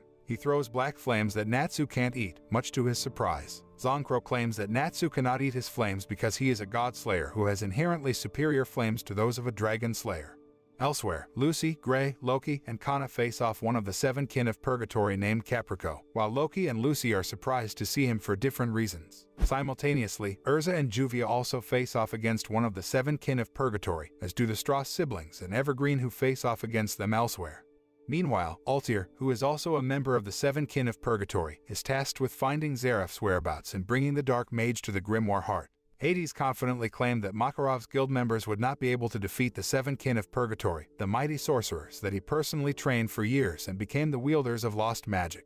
In the meantime, Zonkro informs Natsu that he learned his fire magic from Hades. Despite Zonkro's claims that his magic comes from someone with the strength of a god, which Natsu scoffs at, his flames still prove to be stronger than Natsu's flames. Not only that, while Natsu can't eat Zonkro's flames, he can eat Natsu's flames with ease. Zonkro easily blasts Natsu far away from the battle with just a few destructive attacks. In his cocky rage, Zonkro even attacks Wendy, Happy, Carla, and Panther Lily for commenting on their fight. Natsu loses the initial battle against him and is thrown off a cliff where he finds Makarov in critical condition. Despite Makarov's command to leave, Natsu refuses and swears to have revenge on Hades. He battles Zonkro again, who mocks both of them for showing fear and mentions that Hades must have defeated Makarov. Natsu's ensuing rage at this revelation causes him to revitalize with a new fighting spirit that makes Zonkro nervous. Natsu then says that his fear is not of Zonkro, but it is of the possibility that someone other than himself will defeat Hades. He then announces that he will personally take out Hades himself. During the battle, Natsu is engulfed by Zonkro's flames and retaliates by pouring out his own in an attempt to break the spell that Zonkro uses against him. Makarov attempts to crush Zonkro to stop him, but Zonkro sets Makarov's fist on fire and wonders which one will perish first. Natsu's flames are suddenly depleted, to Makarov's horror and Zonkro's joy, but the black flames suddenly start flowing into Natsu's mouth. The use of so much of his powers had made a significant room in his magic reserves, allowing him to eat Zonkro's previously inedible flame. Recharged, Natsu combines the flames of a dragon and a god, defeating Zonkro. Natsu faints, before Wendy and the Exceeds work to heal him. At the campsite, Mira Jane and Lysana are taking heavy damage from Azuma's attacks. Azuma recognizes Mira Jane as the feared demon and requests a battle with her, going as far as binding Lysana with a tree bomb. In an instant, Mira Jane transforms into her Satan soul, but knows that she can't last long. Mira Jane, distracted by her sister being taken hostage, cannot concentrate fully on the battle, rendering her unable to proper attacks. With little time left, Mira Jane deactivates Satan's soul and chooses to shield Lysana from the blast. The blast engulfs the camp, and as Lysana cries for her unconscious sister, Azuma leaves. In a different place on Tenru Island, Altair finally finds Zeraf and requests for his help on behalf of Grimoire Heart. Zeraf states that he has no intention of assisting them or having anything to do with those in the current era, and that he doesn't want to witness wars or the death of innocent people. Zeraf then tells Altair to stop the attack and leave the island at once, repeating that he is angry, visibly terrifying her with his power. With his intimidation, Altair is left paralyzed. The two engage in battle, where Zeraf is powerless against Altair in his sleeping state and is defeated by her, being warned to not underestimate her as she is the eldest of the seven kin of Purgatory. Altair then says that they have the key which will awaken him. Zeraf begs Altair to stop, but she ignores him and revels in her victory. As Zeraf lies unconscious, Altair holds onto him tightly, stating that he now belongs to her and that he will become the king of the ultimate magic world. At another battleground, Elfman and Evergreen are battling against Rusteros and his summoned monster. Despite their best efforts to fight back, it is no use and they're nearly defeated. Afterwards, Rusteros reveals the true reason for coming to the island. He then uses his magic to project an image of Zeref in the air, declaring that once Grimoire Heart has acquired Zeref and make him the king, he can live in the ultimate magic world, a world where non-magic users are non-existent. The two mages protest their ideals and continue to battle. However, despite their teamwork, Rusterose's Arc of Embodiment overpowers and defeats them with an explosion. Meanwhile, in the woods, Natsu, with his scarf reverted to normal by Wendy, wakes up. While Makarov remains immobile, Natsu catches the scent of the person he met on Galuna Island, Zalti, who is actually Altair in disguise, and decides to head to where she is. At the destroyed battleship of the Magic Council, Mest arrives before Lahar, the head captain of the Custody Enforcement Unit, and informs him that Grimoire Heart, Zeref, and Fairy Tail are all on Tenru Island, something which strikes fear into Lahar, who then coldly murmurs about how Grandema, the chairman of the Magic Council, would not hesitate to fire Ethurian in order to take care of the matter. When Mest protests to this, Lahar says that it's not for them to decide what to do, and tells him to inform headquarters of the situation. Mest is ordered to contact HQ, but has second thoughts about it. Meanwhile, Gray and his companions who are fighting with Capricorn are told about Hades' plan to destroy the world and create a new world without the presence of the non-mages. Knowing that there were still 6 members of the 7 kin of Purgatory who might have powers like Capricorn, Loki tells the combatants from his side to stop and tells them to go look for the other 6 members of the 7 kin of Purgatory. He reveals that Capricorn's magic could weaken humans, and as a celestial spirit, he is unaffected by this and can battle on par with him. He reveals the opponent to be Capricorn, who is also a celestial spirit. As they leave, Lucy makes Loki promise that he'll come back to her, to which Capricorn notices that something is familiar about her. Capricorn creates a magic seal with 2 of his fingers and summons the hero of Rubengard, San Jiao Shin, who attacks Loki in the chest with his spear. Loki asks what that was. Capricorn explains that San Jiao Shin is anti-government general that led his forces to victory in the Rubengard Civil War. San Jiao Shin was rumored to have disappeared, but in fact, Capricorn had kidnapped him and made the general his subordinate. Loki is surprised that Capricorn can kidnap and then summon the humans he kidnaps. Capricorn says that it is time for him to ask about Loki's master. Loki asks why and Capricorn responds that it is so he can make her his subordinate. He also says that he already has a hunch but there is something about the girl that he let get away. Capricorn asks about Lucy, and when he realizes that she is Layla Heartfilia's daughter, he goes berserk and summons another hero to eliminate Lucy. However, Loki easily defeats him and the knights he summons afterwards. Capricorn reveals that he broke a taboo which left him with a goat body. Loki realizes that Capricorn has a human possessing him and that human cast a spell that would let him fuse with Loki instead. Trying to stop the fusion, Loki punches Capricorn with Regulus, but is too late in the end. Now fused with Loki's body, the possessor now prepares to finish Lucy off in order to become human once again. However, Capricorn suddenly strikes back with his newly transferred Regulus, and the possessor, Zoldio, is forced out of Loki's body. Zoldio expresses his delight at regaining his original body, but fades away shortly after, as he is now a spirit without a body. Afterwards, Capricorn explains everything about his past with Layla and Zoldio. At one point, Capricorn met and made a contract with a celestial spirit mage named Layla Heartfilia. However, Layla became fatigued and decided to retire from her life as a mage. She entrusted her 3 spirits to 3 new owners. One of the recipients was Zoldio, who took Capricorn's key. At first, Zoldio agreed to the pact, but gradually became swallowed up by darkness and used his magic on Capricorn, breaking a taboo and ending up possessing Capricorn's body. Due to this, Capricorn was able to stay in the human world for 17 years. During this time, Capricorn, possessed by Zoldio, became a member of the 7 kin of Purgatory of the Dark Guild Grimoire Heart as Caprico. After Zoldio disappeared from this world, Capricorn decides to fulfill his promise with Layla by becoming Lucy's celestial spirit. At the same time, Lucy notices her keys were glowing and announces that Loki has defeated Capricorn to Gray and Kana and that Capricorn has joined them. Walking down the path, Kana suggests that they split up and search for the members of 7 kin of Purgatory so that they could find and eliminate the enemy faster. The trio agrees and Gray separates from Kana and Lucy. Elsewhere, Erza and Juvia face off against Meredy, one of the 7 kin of Purgatory. Before they fight, Meredy reveals to them her guild's objective of awakening Zeref to create a world where only mages can thrive while non-magic users won't survive. Meredy summons magic blades to attack Erza and Juvia. While Erza effortlessly evades the attack, Juvia, even with her water body, is damaged by the magic blades. Meredy notes Juvia's apparent weakness and ranks her 13th on her list, focusing her attacks on her. Upon being demanded by Erza to reveal why, Meredy reveals her list and angrily reveals her desire to kill Gray more than anyone else. This statement sparks a change in Juvia's demeanor, causing her to become livid and unhinged, which shocks Meredy. Meanwhile, Natsu, who followed the scent of the person he met on Galuna Island, finally met Altair and Zeref. Natsu immediately realizes that Altair was the person he met on Galuna Island. even though at that time Altair was disguised as Zalti. Altair then introduces herself as the leader of 7 kin of Purgatory. Natsu tries to fight Altair, but with her lost magic, Natsu seems to be quite overwhelmed while dodging her attacks.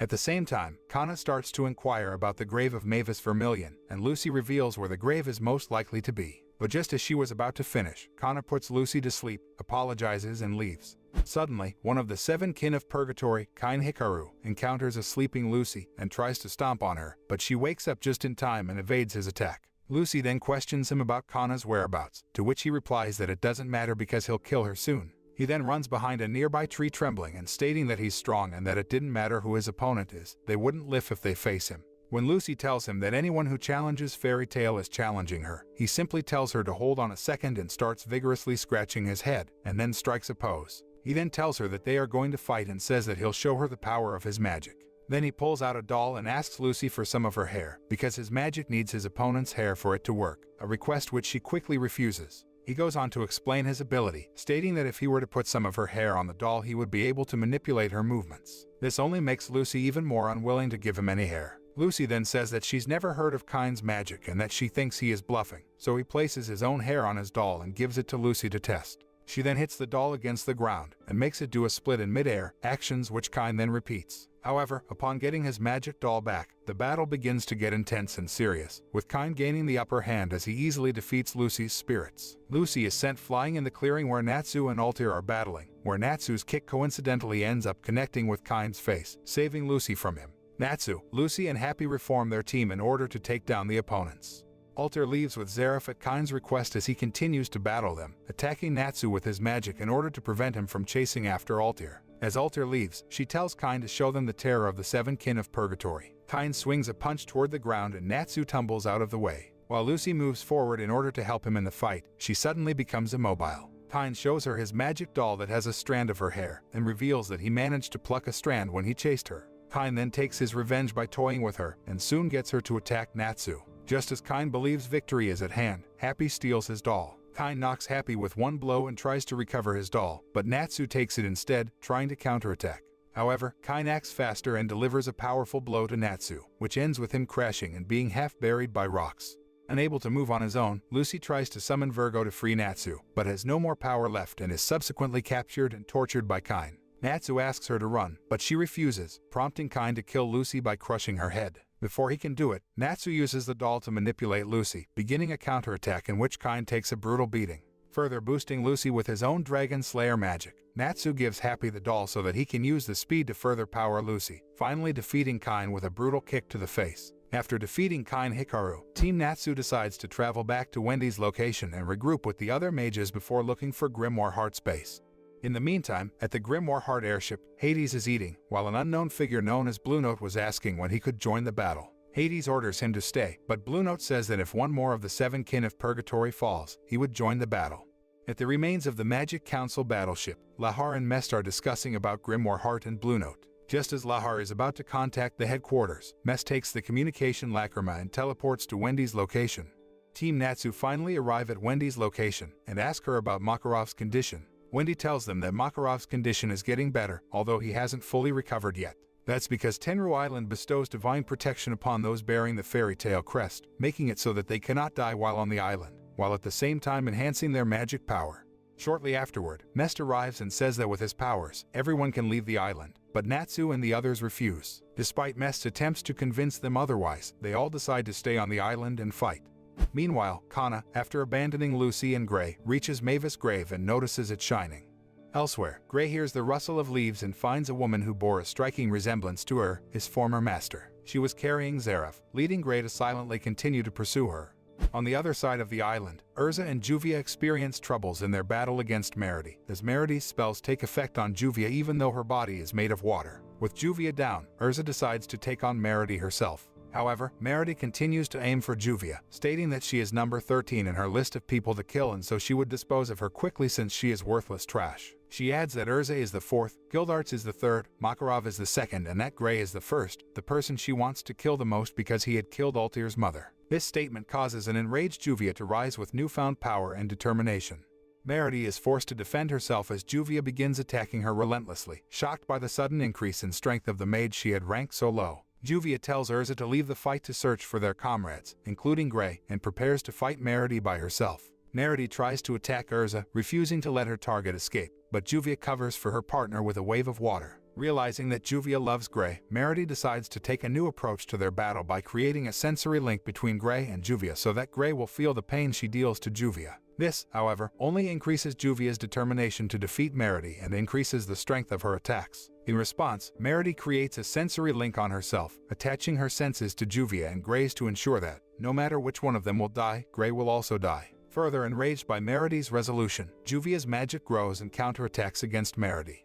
In desperation, Meredy links herself to Juvia and reveals that no matter who dies in the battle, Gray will die with the loser. With her, Juvia, and Gray's senses connected, Meredy decides there is no longer any reason to fight and prepares to kill herself, completely willing to die for Altair's sake. Juvia tries to stop her by breaking her own leg, which damages Meredy's as well. Juvia refuses to kill her, saying that fairy tale mages would never take their own lives or the lives of their enemies. Enraged, Meredy prepares to kill herself anyway, but is stunned into silence when Juvia rushes forward and hugs her instead. As Meredy attempts to kill herself once more, her past is revealed, showing how she was taken in by Altair as a child and how she sees Altair as her mother. Knowing that Meredy has someone she loves, Juvia tearfully begs Meredy to keep living for her rather than throw her own life away. Her emotions reach through to Meredy through their sensory link, causing her to cry as well. Having reached an understanding with Juvia, Meredy decides she cannot fight her and lifts the sensory link off of herself, Juvia, and Gray.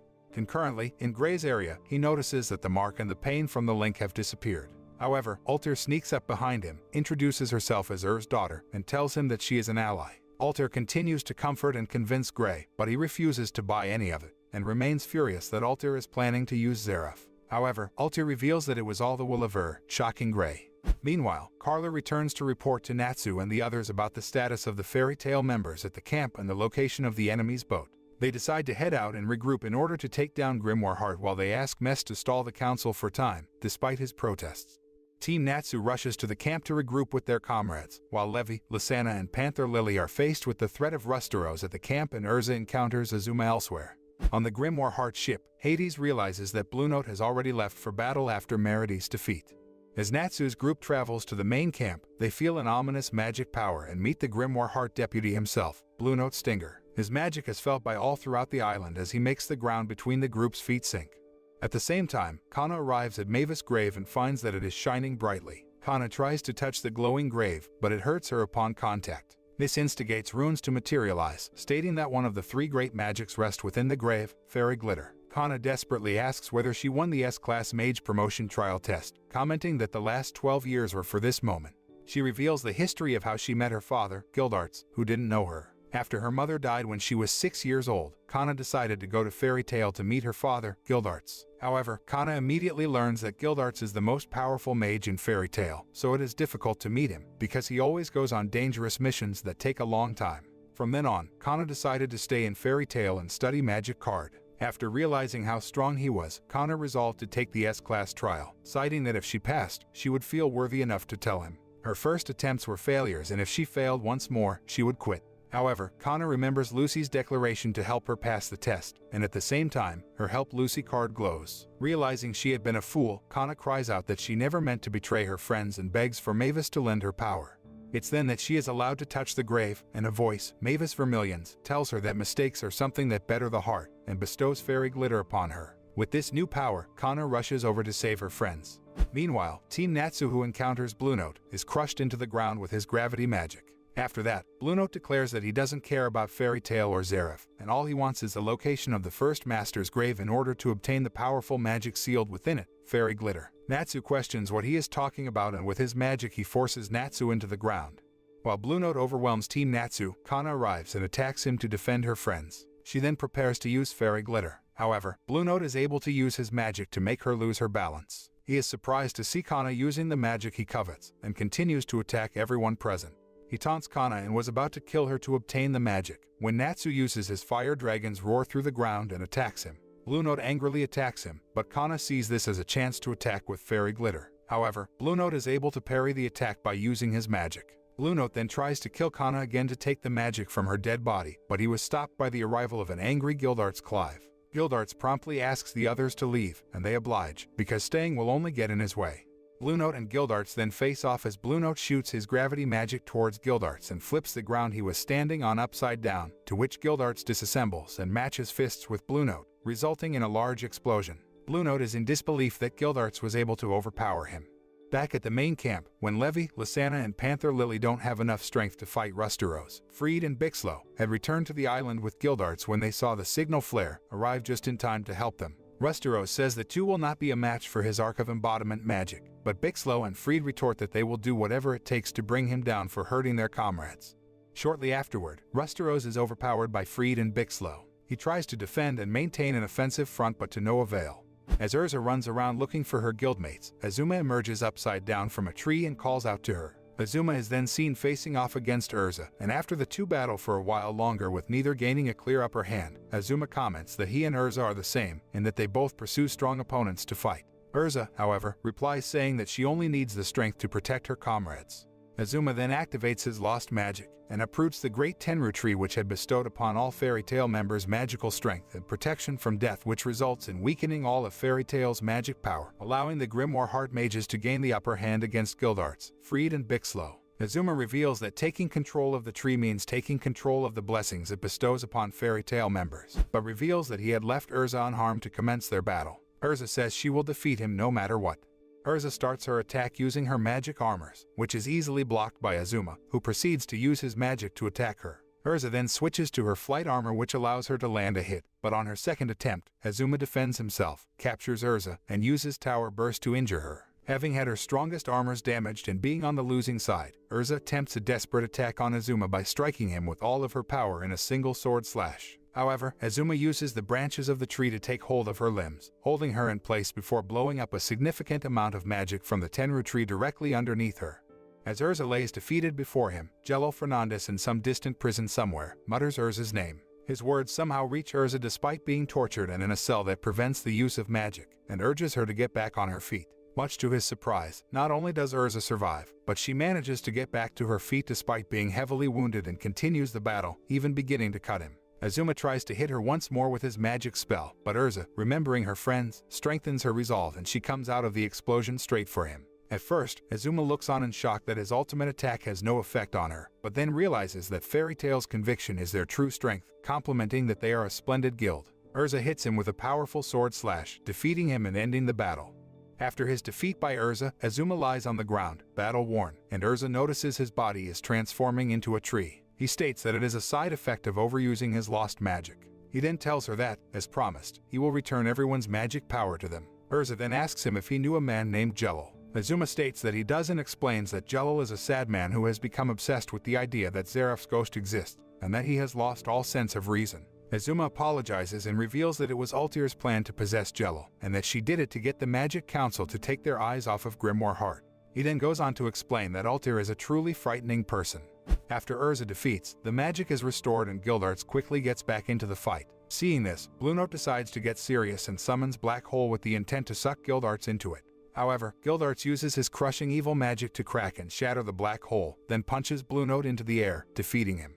Concurrently, Rusteros wonders what happened to Azuma and then summons his Arc of Embodiment magic before trapping Freed, Bixlow, Lysana, Levi, and Panther Lily. However, Bixlow uses his eyes to take control of Elfman's body and attacks Rusteros from behind. The magic is dispelled and Lysana sprouts her wings, kicking Freed to Rusteros, who hits him with dark magic. Rusteros is sent flying before he lands on the ground, and is seen unconscious and defeated. Meanwhile, Altair tells Grey that she would take Zeraf from the island and makes a request of him to defeat Hades with Iced Shell. Grey agrees to the use of Iced Shell, saying he's fully prepared to lose his life for the guild. Later, Altair meets Meredy while carrying the unconscious Zeraf with her, and reveals how she was able to fool Grey into going after Hades with a made-up story about her mother. To her surprise, Altair reveals that she no longer views Grey as an enemy, but rather as a means to kill Hades so that they may keep Zeraf for themselves. Nevertheless, Meredy decides to follow Altair off the island. However, Altair notices the unconscious Juvia next to Meredy and tries to kill her, though Meredy protests, saying Juvia has no strength to fight. Suddenly, Grey appears and rescues Juvia, touching Meredy when he states his will to live for his friends as Juvia had told her earlier. It turns out Grey had not believed a word that Altair said. The two begin their battle, with Grey delivering the first blow. Back at camp, Natsu's group arrives and is shocked to see how many of their comrades were injured, especially Mirajane and Gajil, who were the most powerful mages. After Panther Lily relays the location of the Grimoire Heart ship, they decide to split into attack and defense groups to take on the remaining members of Grimoire Heart. Team Natsu, Wendy and the Exceeds decide to make up the attack team while the rest make up the defense team.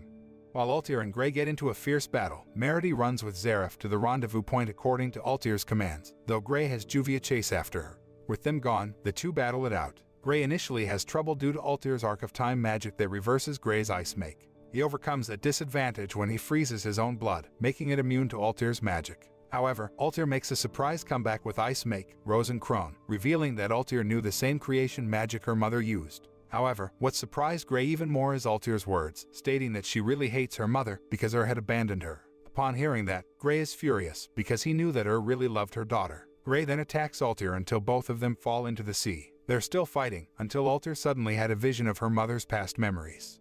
In the past, her apparently entrusted Altair to a facility because her little daughter constantly had a fever due to her magical powers were too powerful despite her young age. They promised to heal Altair and return the little girl to her. However, the cunning brain turned out to want to take advantage of Altair's immense power and lied to her by saying that Altair had died. After defeating Altair with the final attack, Gray tells her about her who had often told him about her daughter and felt deeply lost when she learned that her daughter had passed away. After that, Gray decides to catch up with Natsu and the others to defeat Hades, ignoring Altair who says that they would not be able to defeat Hades. Elsewhere, Zonkro appears before Meredy while she runs from Juvia. Zonkro sees Zareth on Meredy's back and accuses her of betraying Grimoire Heart together with Altair. Meredy tries to explain herself as Zonkro takes Zareth back, but Zonkro mockingly reveals that Altair was the one who destroyed her hometown in the first place. Mortified, Meredy tearfully tries to deny his claims when Zareth suddenly regains consciousness and, uttering the name Acknowledge, unleashes a dark wave that kills Zonkro and knocks both Meredy and Juvia unconscious. In the meantime, Gray, who is heading to where Natsu was, meets up with Erza, and they leave together to catch up with Natsu and the others. When all the members of Team Natsu finally meet, they prepare to fight against Hades. The Exceeds decide to scan the ship itself while Team Natsu proceeds to battle Hades. Hades invites Team Natsu into his ship, not knowing that the Exceeds are infiltrating his ship, searching for its power source. Team Natsu then readies to confront him, having boarded the airship through the use of Gray's ice stairs. Natsu delivers the first blow, sending a column of fire at Hades while crying out for him to taste Fairy Tail's power. Hades easily blocks the attack, casually asking about that power. However, from the clearing fire, Erza and Gray appear, taking Hades by surprise, and assault him. Hades is not given time to recover as Lucy summons Taurus, who strikes at Hades with his axe. Wendy empowers her teammates' attacks with her magic, with Gray and Erza proceeding to attack Hades again. He dodges and, berating their relentlessness, grabs Erza with his chain and throws her against Gray, sending them both crashing. However, he's rapidly attacked again by Natsu's fire dragon. He grabs Natsu's head with his chain in retaliation, and is on the verge of smashing him away. Natsu, with the help of Gray's ice magic, is sent flying at Hades again. They battle him with everything they have, even creating a unison raid.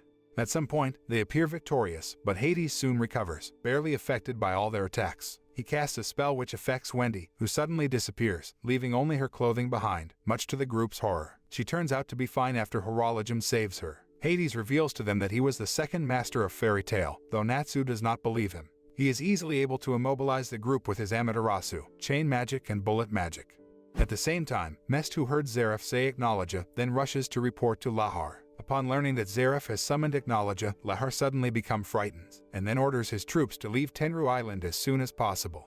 Back to Grimoire Heart airship, as Hades readies to finish Natsu off with his magic, a powerful thunder breaks through Grimoire Heart's ship, striking Hades' arm and preventing him from killing Natsu. From it emerges Laxus, asking a relieved and surprised Natsu if Hades really is Makarov's enemy. Hades is surprised at Laxus' appearance, mistaking him for a younger Makarov, but is rapidly headbutted by an angry Laxus Dreyar. Laxus and Hades soon fight, with Laxus starting off strong. The fairies are astonished by Laxus' strength as he continuously delivers spells and dodges Hades' attacks. Meanwhile, Yamazu and Kawazu take to sabotaging the weakened Fairy Tail mages at the camp. Catching Bixlo off guard, Yamazu pierces him with a spell and along with Kawazu, begins attacking. Despite losing his sword, Yamazu is able to use his magic and manages to cause Fried's runes to dissipate, weakening their defense. Kain Hikaru shows up as well and both Yamazu and Kawazu comment on how they can earn a promotion if they are successful. Together, the two of them target Fried and Bixlo while Kain deals with the girls and Elfman. Attacking Fried, Yamazu has his spells destroyed, much to his anger. However, he is soon able to gain the advantage in the battle. Once Elfman joins, Yamazu and Kawazu take on all three of them. Despite their attempts, the Fairy Tail mages manage to overpower and defeat Yamazu and Kawazu. Concurrently, Kain is eventually taken down by the teamwork of Lysana, Kana, and Levi after falling into one of Freed's traps. Hades manages to surround him with his powerful magic, which explodes, blowing several meters away the injured Team Natsu. However, Laxus rapidly emerges from it, reaches Hades' back and kicks him. After a brief exchange of words with his injured, former guildmates, and having punched the ground with his lightning-enhanced fist, something which surprises Natsu, Laxus receives Hades' blow, which partially destroys the ship and injures him. However, as it turns out, he's revealed to have transferred his remaining magic power to Natsu, who's now electrified, much to Hades' dismay. Spurred by Laxus, Natsu claims he'll give back to Hades all of the pain he caused to Fairy Tail. Natsu, completely revived and brimming with lighting power, charges after Hades with multiple attacks, overpowering Hades, with lightning fire dragon's roar as a finisher. For a moment, they believe he has been defeated. They are proven wrong when Hades gets back on his feet and activates the demon's eye. Meanwhile, the Exceeds are still trying to find the power source of the ship and have entered the air vents. They come across a grate and look through, shocked at what's below. They drop down into the room and try to make out the mysterious power source that they have found. Before they can examine further, a few of the Grimoire Heart members rush inside. Panther Lily battles them in his battle form while Happy and Carla stop the source. With the demon's eye activated, Hades' appearance changes dramatically. Hades cites it as the abyss of magic. He recites a spell from the Book of Zareth which summons demons from the rocks around them. Everyone in the group, including Erza, finds themselves shaking in fear at such monstrosities. Just when it seems they'll give up, Natsu suddenly remembers what Gildarts had told him about how fear allows one to learn their own weakness, repeating it aloud. He gets to his feet, telling his team that now that they know their weakness, they can grow stronger. Just as Hades sends his army of demons at them, the team regains their resolve from Natsu's speech, gets to their feet, and charges toward Hades. With their teamwork, they fling Natsu to Hades at high speed as he summons a spell. The result is a huge explosion that blows up the remainder of the deck. After the smoke clears, it is revealed that Natsu's punch landed on Hades due to the ineffectiveness of his magic caused by Happy and Carla's destruction of the ship's power source, Grimoire Heart, which is actually Hades' heart and the key to his longevity and magic. On the island, Altair restores the Tenru tree with her magic, letting the fairies regain their energy. They all attack for the final time, with Natsu beating Hades with exploding lightning blade. As Natsu gives out a shout, the sun breaks on Tenru Island. The lesser mages of Grimoire Heart come storming in while chasing Happy and Carla, though they run away at the sight of the other Fairy Tail mages, including Makarov, who have just arrived. They celebrate their victory as well as Laxus' return. Afterwards, they head back to camp except Makarov, who approaches Hades. When Hades reasons that it was all to create the ultimate world of magic and to acquire the one magic, Makarov leaves Hades, reminding his former master of all of the things he learned about magic being alive from Hades himself. The Fairy Tail mages start relaxing at camp as Juvia returns from failing to chase Zareth. Meanwhile, the Grimoire Heart ship takes off with only Rusteros, Kain, and Hades. Zareth suddenly enters the ship, blaming Grimoire Heart for the use of Acknowledge. He then predicts the end of the current era. Hades quickly orders the two to bring him the keys for Zareth's awakening. However, Zareth states that there is no need since he is already awakened and was never asleep. He then continues his explanation, saying that he had seen countless people die in war 400 years ago and realized how valuable lives really are. That also started his curse of his body, taking lives against his will. In order to stop such effects, he has to forget the importance of lives. Zareth continues by stating that they are the ones who caused him to summon Acknowledge, and he will punish them. Before Hades can ask him anything else, Zareth announces the two crimes they committed, and then prepares a spell that causes Hades' demise. Due to the recent events, Makarov announces that he is going to suspend the S-Class trial, much to most of the candidates' dismay. Elsewhere, Lucy drags away Natsu and Happy so Kana may be able to talk to Gildarts in private. With the three gone, Gildarts asks Kana what is wrong, having seen her sad face. She explains that she came to Fairy Tail to find her father, who she confesses to be Gildarts himself, surprising him as he instantly asks whose child she is, listing out all the women he has been with. Having said what she wanted to say, Kana turns to leave, saying that she is not expecting Gildarts to be part of her family and that they can return to the way they were. However, Gildarts approaches her and hugs her, realizing that her mother is Cornelia, the only woman that he really loved and the only one he married. He explains that he left 18 years ago but never knew that he had a kid. Gildarts continues to hug her, asking for the right to love her. While the two stand in each other's arms, Lucy, Natsu and Happy watch from afar, Lucy thinking about her own father. Meanwhile, Meredy and Altair leave Tenru Island together on a rowboat. Meredy asks Altair if she truly did destroy her hometown. She becomes angered when Altair confirms it. However, her anger quickly turns to horror as Altair stabs herself with a knife so that Meredy wouldn't taint her own hands by killing her, and tells Meredy to find happiness on her own as she throws herself out of the boat. Not wanting to be left alone, Meredy dives after Altair and rescues her from drowning, using her sensory link to feel Altair's sadness and regrets. Meredy forgives Altair, saying that the fact that she was raised by her is all that matters, and begs her to stay alive so that they may live together. The two then cry and embrace as they drift on the ocean's surface. Afterward, the members of the Fairy Tail Guild start feeling an ominous presence around them. Soon after, a loud cry of a dragon reaches their ears, the cry of the Black Dragon of the Apocalypse, Acknowledge. As the dragon approaches, Makarov orders everyone to stand back and uses his giant magic to expand himself to be able to hold back the dragon. Everyone runs away in tears as Makarov continues to battle the beast. The dragon knocks him down, injuring him. He had believed it would be his end. Suddenly, the Fairy Tail mages, led by Natsu, arrive and begin fighting the dragon while Laxus helps his grandfather, reasoning that there was no way they could have left him behind. The dragon repels the mages' attacks with little effort as Gildarts realizes that it is holding back, unlike when he fought it. The dragon quickly takes to the skies to prepare for a breath attack. In an attempt to defend themselves and their holy land, everyone joins hands just as the dragon unleashes its attack, decimating the island and seemingly vaporizing everyone. When the attack dissipates, Zareth realizes that it is all over as the island is no more. The Magic Council tries to find survivors, with no success. Acknowledge disappears once again. 7 years have passed since the destruction of Tenru Island, and Romeo can bolt stares out at the sea. Biska and Alzak, now married, tell Romeo their job is done and they should head back to the guild, as they don't want Makao to worry about his son. Biska tries to comfort Romeo, but Alzak stops her. At the Fairy Tail Guild, now a small tavern, Makao, the new guild master, is angry Romeo hasn't come home yet. Wakaba, now Makao's advisor, tells him to calm down, which ends in the two arguing. Max and Warren complain about the lack of jobs, as their guild is so small, while Lackey makes fun of Droy, who is now fat. Jet also insults Droy, and tells him even Redus has trimmed down. Redus points out he was slim in the first place, anyways. When Levy is mentioned, and somebody shouts about how she is never coming back, everybody becomes silent. Just then, members of Twilight Ogre come into the guild and ask for their payment for the month. One of the members reminds Makao how Fairy Tail is no longer the strongest guild in Magnolia, and how Twilight Ogre had helped Fairy Tail keep their tavern after they started to fade out. He then kicks Makao in the face. Just when everyone is about to fight, Makao yells at them not to. The Twilight Ogre mages all leave after trashing the guild, and warn Makao they will be back next month.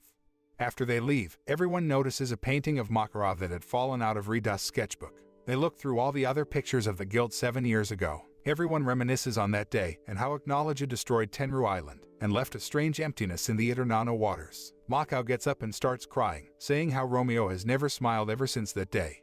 Just then, Blue Pegasus arrives on Christina. Ichi of Vandalay Katabuki and the Trimans come to the ground, and after patronizing Lackey, they reveal they have detected something in the Eternano waters. Ichi then states that Tenru Island still exists. Based on the information received from Blue Pegasus, the guild forms a search party consisting of Biska, Alzak, Max, Warren, Jet, and Droy, and sets out to the Eternano waters in an attempt to locate their missing members. However, upon arrival, the guild does not see any sign of Tenru Island still existing. While Jet and Droy remain positive that they'll get to see Levy again, most of the members feel that they shouldn't get their hopes up. At that moment, the despondent group notices a girl standing on the surface of the ocean. As the girl lifted her hands, the waters began to rage behind her and Tenru Island emerges from the ocean, encased in a bubble-like barrier with the Fairy Tail insignia on it. She then begins heading towards the resurfaced island with the search party chasing behind, believing that she will lead them to where everyone is. Shortly upon arriving on the island, the party finds an unconscious Natsu buried beneath some dirt and debris. Back at the Fairy Tail Guild, Makao asks Romeo if it was a good idea for him not to join the search party. Romeo replies that even if Tenru Island was found, there is no knowing if everyone survived as 7 years have gone by without any word from them. Just then, Thibault and his group of Twilight Ogre members barge in again, jeering the guild and belittling it. When Wakaba tells them that their payment is only due next month, Thibault retorted that they were acting on the orders of their master, who feels that it is a problem if payments are not made on schedule. Having heard Thibault's remarks, as well as feeling upset at his guild's cowardice, Romeo prepares to fight back, demonstrating his new ability to conjure fire. However, his attempt proves to be futile as Thibault easily extinguishes his fire by simply blowing it out. Annoyed by Romeo's resistance, Thibault raises his war club and prepares to strike. Just as Thibault's attack is about to land, he is sent flying by a kick from a silhouette. As everyone looks in surprise, the remaining members of Twilight Ogre having already been knocked out by several other unseen characters. With a familiar smile, it is revealed that all the missing S-Class Mage promotion trial candidates have returned to the guild. While Makarov comments on how small the guild has gotten, his guild members note that everyone still looks young and has not aged a single day since their disappearance. Without a doubt, everyone was overjoyed with tears that the guild is finally reunited. It is then explained that after the search party had woken Natsu up, they ran into the mysterious girl again, who now revealed herself to be Mavis Vermilion, the first master and founder of Fairy Tail. Although unable to believe their ears and more than surprised to see Mavis in person, the party continues to locate the other missing members. Having assembled everyone, Mavis proceeds to explain how the island had survived Acknowledge's attack. By amassing everyone's faith and bonds and converting them into magic power, the guild's unanimous thoughts and feelings activated Fairy Sphere, one of the 3 great fairy magics and an absolute defensive magic that will protect the guild from all evil. However, due to Fairy Sphere's activation, everyone was sealed in a state of stasis for the entire 7 years they were missing. Though Makarov comments that they were protected by Mavis, she states that she is just an ethereal body and that the guild's unwavering faith and resilience will even create miracles. In return, Mavis notes that the guild has grown wonderfully and praises Makarov for it. As Makarov finishes up his explanation to the guild, Natsu notices Romeo and comments how he is all grown up. Tears began to fill up his eyes as Romeo heartily welcomes them back with a smile that has not been seen for 7 years. The guild celebrates the return of their missing members with a party that lasts 3 days. During that time, some revelations come up. Natsu learns from Romeo that he can change the property of his fire, such as cold, stinky, or purple like his dad. He also mentions that he received lessons from the ex-Phantom Lord member Tadamaru, though he hasn't told his father about it. Meanwhile, Makao offers Makarov's position of guild master back, but Makarov lets him keep it, much to his surprise. Erza is shocked that Biska and Alzak are married, and when asked by Lysana if they have any children, they reveal they have one daughter named Asuka. Wendy looks over some of Redus's artwork and finds a picture of her more grown up.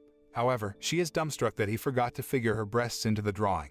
Carla also doesn't approve of his drawing of the Exceeds with more humanoid bodies. Happy brings up that their fellow Exceeds were probably worried about them, though Patherly comments that time travels differently for them and the years that passed probably won't seem like a big deal. It's then that members of Lamia Scale come to visit with Max, revealing that they helped out with the search for Tenru Island along with Blue Pegasus. The Lamia mages also reveal that they've climbed to be the number 2 guild in Fjord over the years. Leon spots Juvia and is instantly smitten with her, throwing her into bewilderment of all the possible love triangles in the guild, while Gildarts asks the others about his connection to Kana, much to her embarrassment. The celebration continues on, but Lucy notes the bitterness of the 7 years that have passed and how hard it must have been to wait for any news of their missing members. She soon returns back to her old residence but is met by her landlady who, while happy she's alright, demands a back payment of 5 million jewels for her house or she won't let her in. Since Lucy doesn't have the money to pay her, she worries what to do. Thinking how the others must have the same trouble, her thoughts soon turn to Kana and Gildarts, reminding her of her own father. Lucy then decides to pay him a visit.